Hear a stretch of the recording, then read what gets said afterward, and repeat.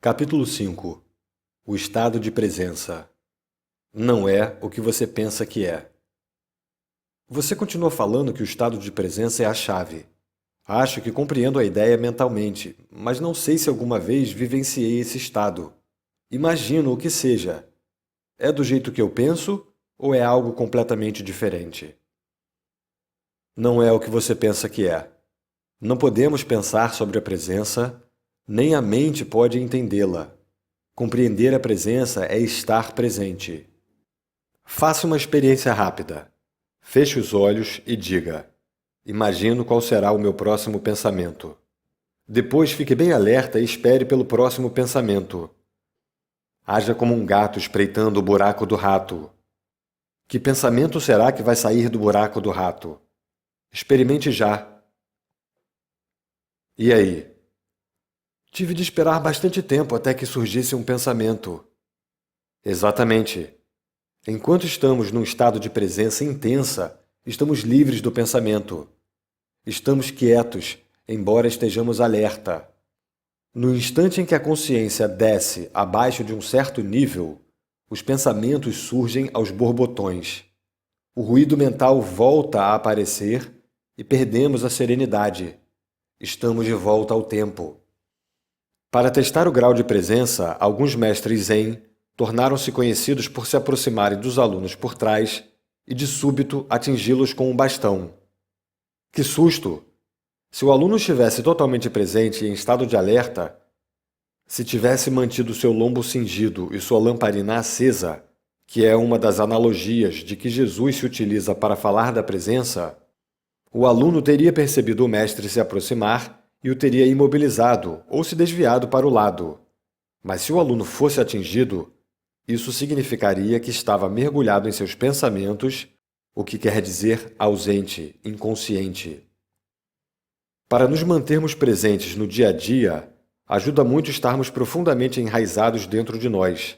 Do contrário, a mente, que tem um impulso inacreditável, nos arrastará com ela, como um rio caudaloso. O que você quer dizer com enraizados dentro de nós? Significa ocupar o corpo completamente. Ter sempre a atenção concentrada no campo energético interior do corpo. Sentir o corpo bem lá no fundo, como se diz. A consciência do corpo nos mantém presentes. Ela nos dá uma base firme no agora. Ver capítulo 6. O sentido esotérico de espera. Num certo sentido, o estado de presença poderia ser comparado à espera. Jesus empregou a analogia da espera em muitas de suas parábolas. Não se trata do costumeiro tipo de espera, tediosa ou agitada, que é uma negação do presente e sobre a qual já comentei. Não é uma espera na qual a atenção fica focalizada em algum ponto do futuro e o presente é percebido como um obstáculo indesejável, que nos impede de alcançar o que desejamos. Existe um tipo de espera que requer uma prontidão total. Alguma coisa pode acontecer a qualquer momento, e se não estivermos absolutamente acordados e calmos, vamos perdê-la. Esse é o tipo de espera da qual Jesus falou. Nesse estado, toda a nossa atenção está no agora. Não há nenhum espaço para fantasias, pensamentos, lembranças, antecipações. Não há tensão nem medo, apenas uma presença alerta. Estamos presentes com todo o nosso ser, com cada célula do corpo. Nesse estado, o você que tem um passado e um futuro, em outras palavras, a personalidade, dificilmente está ali. E mesmo assim, não se perdeu nada de valor. Você ainda é essencialmente você. Na verdade, você é muito mais inteiramente você do que jamais terá sido, ou melhor, somente agora você é verdadeiramente você. Seja como um servo esperando pelo retorno do seu senhor, diz Jesus. O servo desconhece a que horas o senhor vai chegar. Então fica acordado, vigilante, aprumado e sereno, para não perder a chegada do patrão. Em outra parábola, Jesus fala das 5 mulheres descuidadas, inconscientes, que não tinham levado azeite suficiente, consciência, para manter as lâmpadas acesas. Ficar presente. E assim, perderam a chegada do esposo, o agora, e não participaram das bodas, iluminação. Essas 5 fazem um contraste com as 5 mulheres prudentes que tinham o azeite. Fique consciente. Nem mesmo os homens que escreveram esses evangelhos compreenderam o sentido dessas parábolas. E assim, os primeiros mal-entendidos e distorções surgiram enquanto eles estavam escrevendo. Com as interpretações equivocadas, perdeu-se completamente o sentido real. Essas parábolas não são sobre o fim do mundo, mas sobre o fim do tempo psicológico. Elas apontam para a transcendência da mente e para a possibilidade de se viver num estado inteiramente novo de consciência. A beleza nasce da serenidade da sua presença. O que você acabou de escrever é algo que acontece comigo ocasionalmente por breves momentos, quando estou só e em meio à natureza. Sim, os mestres Zen usam a palavra satori para descrever um momento de insight, um momento de mente vazia e presença total. Embora satori não seja uma transformação duradoura, agradeça quando ele surgir, porque terá uma mostra da iluminação. Isso já pode ter acontecido muitas vezes, sem que você soubesse o que significava e como era importante. A presença é necessária para tomarmos consciência da beleza da majestade, do aspecto sagrado da natureza. Você alguma vez contemplou o espaço infinito em uma noite clara, estarrecido por sua calma absoluta e incrível vastidão? Já escutou de verdade o som de um riacho numa montanha na floresta? Ou o som de um melro ao cair da tarde em um tranquilo dia de verão? Para perceber tudo isso, a mente tem que estar serena. Você tem de se despojar por um momento de sua bagagem pessoal de problemas, do passado e do futuro, e também do seu conhecimento. Do contrário, você olhará, mas não verá. Ouvirá, mas não escutará. Estar totalmente presente é fundamental. Existe algo mais sob a beleza das formas externas. Algo que não pode ser nomeado, que é inefável, uma essência profunda, interna e sagrada. Onde quer que exista a beleza, essa essência interior brilhará de alguma forma. Ela só se revela quando estamos presentes. Será possível que essa essência sem nome e sua presença sejam coisas idênticas e uma coisa só? Será que a essência estaria lá sem a sua presença? Vá fundo nisso. Descubra por si mesmo. Quando você vivenciou esse momento de presença, provavelmente não percebeu que por breves instantes esteve em um estado de mente vazia. Isso aconteceu porque o espaço entre esse estado e o fluxo de pensamentos era muito estreito. O seu satori pode ter demorado só um segundo antes que a mente surgisse, mas ele esteve lá. Do contrário, você não teria vivenciado a beleza. A mente não pode reconhecer nem criar a beleza. Por alguns segundos, enquanto você esteve completamente presente, aquela beleza ou algo sagrado esteve lá.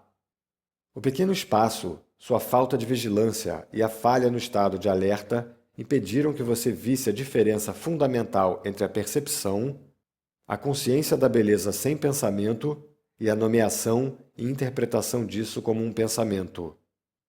O espaço de tempo foi tão pequeno que pareceu ser um simples processo. No entanto, a verdade é que no momento em que o pensamento surgiu, tudo o que lhe restou foi uma lembrança dele. Quanto maior for o espaço entre a percepção e o pensamento, mais profundos seremos como seres humanos, ou seja, mais conscientes estaremos. Muitas pessoas estão tão aprisionadas em suas mentes que a beleza da natureza não existe para elas. Podem dizer, que flor linda, mas é apenas um rótulo mental mecânico. Como elas não estão serenas, não estão presentes, não veem a flor de fato, não sentem a sua essência, do mesmo modo que não conhecem a si mesmas, não sentem a sua própria essência interior, sagrada. Como vivemos em uma cultura dominada pela mente, a maior parte da arte moderna, da arquitetura, da música e da literatura é desprovida de beleza, de essência interior, com raras exceções. A razão é que as pessoas que criam essas obras não conseguem livrar-se de suas mentes, nem mesmo por um momento. Portanto, nunca estão em contato com aquele lugar interior onde se originam a verdadeira criatividade e a beleza. A mente pode criar monstruosidades, e não só nas galerias de arte. Olhe para as nossas paisagens urbanas e terrenos baldios em zonas industriais. Nenhuma civilização jamais produziu tanta feiura. Vivenciando a consciência pura. Presença é o mesmo que ser? Quando tomamos consciência do ser, o que de fato acontece é que o ser se torna consciente de si mesmo. Quando o ser se torna consciência de si mesmo, isso é presença. Como o ser, a consciência e a vida são sinônimos. Podemos dizer que a presença significa a consciência se tornando consciente de si mesma, ou a vida tomando consciência de si mesma. Mas não se apegue às palavras e não se esforce para entendê-las. Não há nada que você precise entender antes de conseguir se tornar presente. Compreendo o que você acabou de dizer, mas isso parece implicar que o ser, a realidade transcendental definitiva, ainda não está completo e que está passando por um processo de desenvolvimento. Será que Deus precisa de tempo para um crescimento pessoal? Sim, mas somente se visto da perspectiva limitada do universo manifesto. Na Bíblia, Deus declara: Eu sou o Alfa e o Ômega, eu sou aquele que está vivo. No reino eterno em que Deus habita, que também é a nossa casa, o começo e o fim, o Alfa e o Ômega, são uma unidade, e a essência de todas as coisas que existem e existirão está eternamente presente na forma de um estado não manifesto de unidade e perfeição, totalmente além de qualquer coisa que a mente humana possa vir a imaginar e compreender. Entretanto, em nosso mundo, de formas aparentemente separadas, a perfeição eterna é um conceito muito difícil de imaginarmos. Aqui, até mesmo a consciência, que é a luz emanando da fonte eterna, parece estar sujeita a um processo de desenvolvimento, mas isso se deve à nossa percepção limitada. Não é isso que acontece em termos absolutos. Ainda assim, vou continuar a falar por um momento a respeito da evolução da consciência em nosso mundo. Todas as coisas que existem têm um ser, têm uma essência divina, têm algum grau de consciência. Até mesmo uma pedra tem uma consciência rudimentar. Do contrário, não existiria e seus átomos e moléculas se dispersariam. Tudo está vivo. O sol, a terra, as plantas, os animais, as pessoas, todos são expressões da consciência em níveis variáveis, a consciência se manifestando como forma. O universo desponta quando a consciência toma um corpo e uma forma, formas abstratas e formas materiais. Olhe para os milhões de formas de vida só neste planeta, no mar, na terra, no ar, e em seguida, como cada forma de vida se reproduz milhões de vezes. Com que propósito? Será que alguma coisa ou alguém está jogando um jogo com a forma? Isso é o que os antigos profetas da Índia se perguntavam. Viam o mundo como lila, uma espécie de jogo divino jogado por Deus. As formas de vida individuais não são, obviamente, muito importantes nesse jogo. No mar, a maioria das formas de vida não sobrevive por mais de alguns minutos depois de ter nascido. A forma humana também vira pó bem rapidamente, e quando ela se vai, é como se nunca tivesse acontecido. Isso é trágico ou cruel? Só se criarmos uma identidade separada para cada forma e esquecermos que a consciência de cada uma é a expressão da essência divina através da forma. Mas você não sabe de verdade essas coisas até que vivencia a sua própria essência divina como uma pura consciência.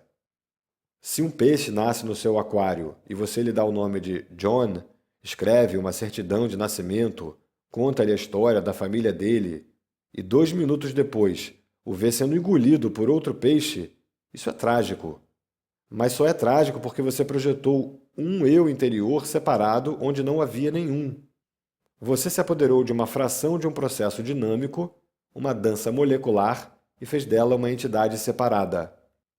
A consciência assume formas tão complexas para se disfarçar que acaba se perdendo completamente nelas. Nos dias atuais, a consciência está totalmente identificada com seu disfarce. Só se conhece como forma, e assim vive com medo da destruição da sua forma física ou psicológica. Essa é a mente egóica, e é aqui que surge uma grave disfunção. Agora parece que alguma coisa deu errado em algum ponto ao longo da linha da evolução. Mas mesmo isso é parte da lila, o jogo divino. Por fim, a pressão do sofrimento criado por essa aparente distinção obriga a consciência a se desidentificar da forma e a faz despertar do sonho da forma. Ela recobra sua autopercepção, mas num nível muito mais profundo do que quando a perdeu. Esse processo é explicado por Jesus na parábola do filho pródigo, que deixa a casa paterna, esbanja a sua fortuna, vira um mendigo e então é forçado por suas provações a voltar para casa. Ao chegar, seu pai o ama mais do que antes. O estado do filho é o mesmo que anteriormente, ainda que não seja o mesmo. Tem agora uma dimensão adicional de profundidade. A parábola descreve uma trajetória a partir de uma perfeição inconsciente, passa por uma aparente imperfeição e demonismo até chegar a uma perfeição consciente. Você consegue perceber agora a profundidade e a grandeza de se tornar presente como o observador da sua mente? Sempre que observamos a mente, livramos a consciência das formas da mente, criando aquilo que chamamos o observador, ou a testemunha. Consequentemente, o observador, que é a pura consciência além da forma, se torna mais forte, e as formações mentais se tornam mais fracas. Quando falamos sobre observar a mente, estamos personalizando um fato de verdadeiro significado cósmico, porque através de você, a consciência está despertando do seu sonho de identificação com a forma e se retirando da forma. Isso é o prenúncio, e também parte de um acontecimento que provavelmente ainda está no futuro distante, no que diz respeito ao tempo cronológico. Esse acontecimento é conhecido como o fim do mundo. Quando a consciência se liberta da sua identificação com as formas física e mental, torna-se o que podemos chamar de consciência pura ou iluminada, ou presença. Isso já aconteceu com alguns indivíduos e parece que está destinado a acontecer em breve em uma escala muito maior, embora não haja garantia absoluta de que vá acontecer. Muitos seres humanos ainda estão identificados com a mente e são governados por ela. Se não se libertarem a tempo, serão destruídos por ela. Vão se ver envolvidos em confusões cada vez maiores, conflitos, violência, doenças, desespero, loucura.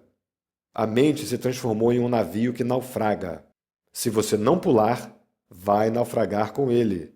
A mente egóica coletiva é a entidade mais perigosamente insana e destruidora que jamais habitou nosso planeta. O que você acha que acontecerá ao planeta se a consciência humana não se modificar? Para a maioria dos seres humanos, a única maneira de descansar a mente é ocasionalmente revertê-la a um nível de consciência abaixo do pensamento. As pessoas fazem isso todas as noites, durante o sono. Mas, até certo ponto, isso também acontece através do sexo, da bebida e de outras drogas que suprimem a atividade excessiva da mente. Se não fosse pela bebida, por tranquilizantes e antidepressivos, bem como pelas drogas ilegais, todas consumidas em grandes quantidades, a insanidade das mentes humanas seria até mais óbvia do que já é. Acredito que, impedida de usar drogas, uma grande parte da população se transformaria num perigo para ela mesma e para os outros. Essas drogas mantêm as pessoas paralisadas dentro da disfunção. Sua ampla utilização apenas retarda a ruptura das velhas estruturas mentais e o aparecimento de uma consciência superior.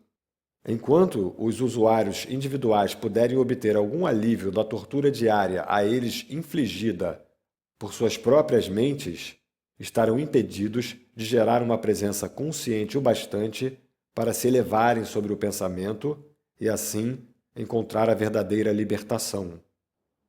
Retornar ao nível de consciência abaixo da mente, que é o nível pré-pensamento dos nossos ancestrais distantes e também dos animais e das plantas, não é uma opção válida para nós. Não há como retornar. Se a raça humana tiver de sobreviver, terá de passar para o estágio seguinte. A consciência está se desenvolvendo por todo o universo através de bilhões de formas. Portanto, se não conseguirmos isso, não terá a menor importância numa escala cósmica. Nunca se perde um avanço na consciência cósmica. Ele simplesmente vai se expressar através de uma outra forma. Mas o simples fato de eu estar falando aqui e de você estar me ouvindo ou lendo é um sinal claro de que uma nova consciência está ganhando espaço no planeta. Não há nada pessoal nisso. Não estou ensinando nada a você. Você está consciente e está prestando atenção. Há um ditado moral que diz: o mestre e o ensinamento juntos criam um ensino. Em qualquer caso, as palavras em si não são importantes. Elas não são a verdade. Só apontam para ela. Falo num momento de presença e, enquanto falo, você pode querer se juntar a mim nesse estado. Embora cada palavra que eu empregue tenha uma história, e, é claro, venha do passado, assim como todas as línguas, as palavras deste momento são condutoras de uma alta frequência de energia de presença, bem diferente do significado que elas transmitem como simples palavras. O silêncio é um condutor até mais potente de presença. Portanto, quando você ler estas palavras ou me ouvir dizê-las, perceba o silêncio entre e sob as palavras. Perceba os espaços. Ouvir o silêncio, onde quer que você esteja, é um caminho fácil e direto para tornar-se presente. Mesmo quando há barulho, há sempre um pouco de silêncio sob e entre os sons. Ouvir o silêncio cria imediatamente uma serenidade dentro de nós. Só a serenidade dentro de nós percebe o silêncio lá fora. E o que é serenidade senão a presença, a consciência livre das formas de pensamento? Eis aqui a realização exata do que venho falando. Cristo, a realidade da sua divina presença. Não se apegue a uma única palavra. Você pode substituir Cristo por presença se achar mais significativo. Cristo é a essência de Deus dentro de nós, ou o nosso eu interior, como às vezes é chamado no Oriente. A única diferença entre Cristo e presença é que Cristo remete à nossa existência divina sem se importar se estamos ou não conscientes dela, ao passo que a presença significa a nossa divindade vigilante, ou a essência de Deus. Se admitirmos que não há passado nem futuro em Cristo, poderemos esclarecer muitos mal-entendidos e falsas crenças sobre ele. Dizer que Cristo foi ou será é uma contradição. Jesus foi. Foi um homem que viveu há 2000 anos e exerceu a sua divina presença, a sua verdadeira natureza. Suas palavras foram: antes que Abraão existisse, eu sou. Ele não disse: eu já existia antes de Abraão ter nascido. Isso significaria que ele ainda estaria dentro da dimensão do tempo e da identidade da forma. As palavras eu sou, utilizadas em uma frase que começa no tempo passado, indicam uma mudança radical, uma descontinuidade na dimensão temporal. É uma afirmação, ao estilo Zen, de grande profundidade. Jesus tentou transmitir diretamente, e não através de divagações, o significado de presença, de autorrealização. Ele foi além da dimensão da consciência governada pelo tempo e penetrou no domínio da eternidade. Foi assim que a dimensão de eternidade surgiu neste mundo. A eternidade não significa tempo sem fim, mas sim tempo nenhum. Assim, o homem Jesus se tornou o Cristo, um veículo de pura consciência. E qual é a própria definição de Deus na Bíblia? Será que Deus disse: eu fui e sempre serei? Claro que não. Isso teria conferido realidade ao passado e ao futuro. Deus disse: eu sou o que sou. Aqui não existe o tempo, só a presença. A, abre aspas, segunda vinda, fecha aspas, do Cristo é uma transformação da consciência humana. uma mudança do tempo para a presença, do pensamento para a consciência pura, e não a chegada de algum homem ou de alguma mulher. Se Cristo estivesse para chegar amanhã, revestido de alguma forma externa, o que ele ou ela poderia nos dizer além de "Eu sou a verdade"? Eu sou a divina presença. Eu sou a vida eterna. Estou dentro de você. Estou aqui.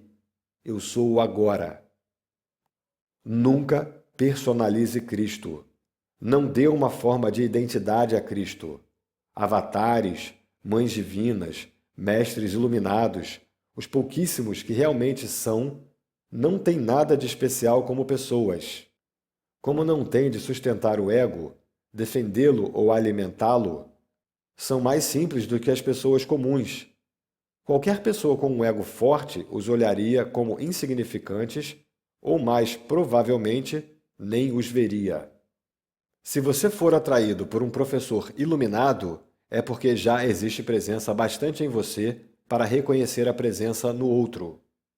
Houve muitas pessoas que não reconheceram Jesus ou Buda, assim como há, e sempre haverá, pessoas que são levadas a falsos professores.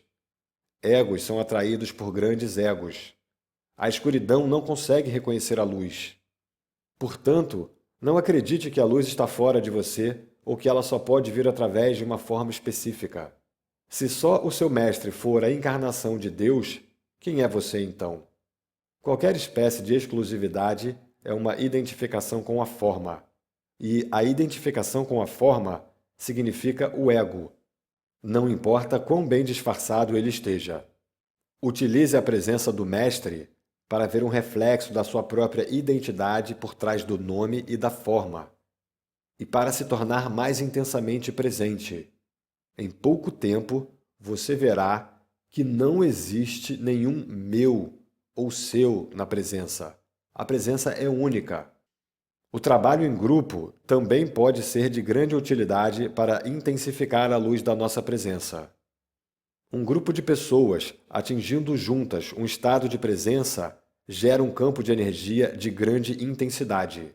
Isso não só aumenta o estado de presença de cada membro do grupo, mas também ajuda a libertar a consciência coletiva humana do seu estado normal de dominação da mente. Essa prática vai tornar o estado de presença cada vez mais acessível às pessoas. Entretanto, a menos que um membro do grupo já esteja firmemente estabelecido na presença e consiga sustentar a frequência de energia desse estado, a mente pode facilmente voltar a dominar e sabotar os esforços do grupo. Embora o trabalho em grupo seja valioso, ele não é o bastante e você não deve depender dele, nem de um professor ou de um mestre, exceto durante o período de transição, quando você está aprendendo o significado e a prática da presença.